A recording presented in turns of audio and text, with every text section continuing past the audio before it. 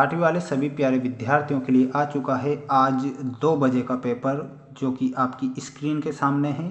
सभी विद्यार्थी देख सकते हैं। 2 बजे से पहले इन प्रश्नों का रट्टा मार कर जाना है। बढ़ते हैं हमारे प्रश्नों की ओर।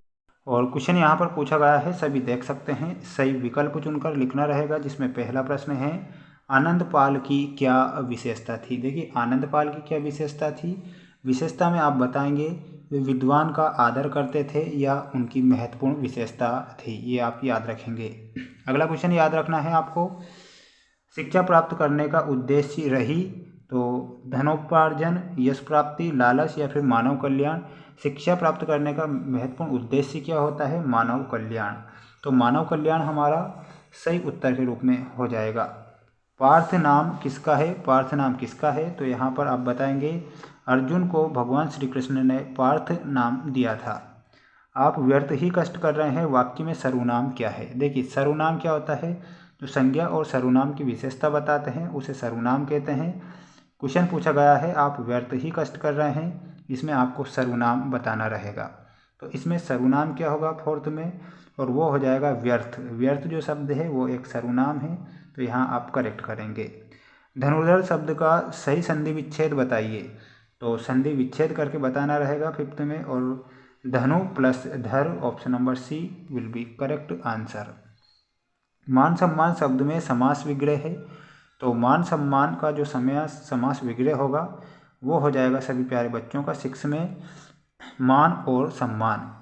राजा शब्द का पर्यायवाची नहीं है, तो राजा शब्द का जो पर्यायवाची नहीं है वो क्या हो जाएगा। सुरेंद्र जो शब्द दिया गया है राजा शब्द का पर्यायवाची नहीं है, बल्कि भूपति भी राजा का है, नृप भी है और भूपाल भी है। हमारा ऑप्शन नंबर यहाँ पर ए सही होगा। सभी प्यारे बच्चों को चैनल को सब्सक्राइब करके वीडियो को लाइक करना है, क्योंकि गणित विषय का भी आज मैं पेपर बताऊंगा। 6 बजे लाइव क्लास रहेगी। लाइव क्लास में सभी प्यारे बच्चों को जुड़ जाना है, चैनल को सब्सक्राइब कर लेना है।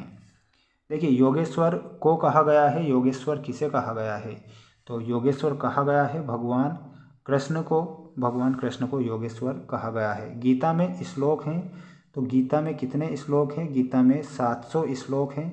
अधिक बोलने वाले को क्या कहते हैं, तो उसे वाचाल कहा जाता है। अगला है आचरण शब्द में उपसर्ग है, तो आचरण शब्द में आ उपसर्ग याद रखना रहेगा सारे बच्चों को। मेरी समझ में कुछ नहीं आया श्रीमान, अर्थ की दृष्टि से यह वाक्य किस प्रकार का है, तो ये निषेधावाचक वाक्य है, निषेधवाचक। यहाँ पर आप लिखेंगे निषेधवाचक वाक्य, सभी प्यारे बच्चों का सही उत्तर हो जाएगा। जितने भी क्वेश्चन मैंने आपको बताए हैं आपकी एग्ज़ाम की दृष्टि से काफ़ी महत्वपूर्ण है, और IMP क्वेश्चन है वेरी मोस्ट, जो कि चैप्टर नंबर 22 से सारे क्वेश्चन हैं ये। इन्हें आप अच्छे से याद करेंगे, इनसे कुछ क्वेश्चन बन सकते हैं। मिलते हैं नेक्स्ट वीडियो में। जय हिंद।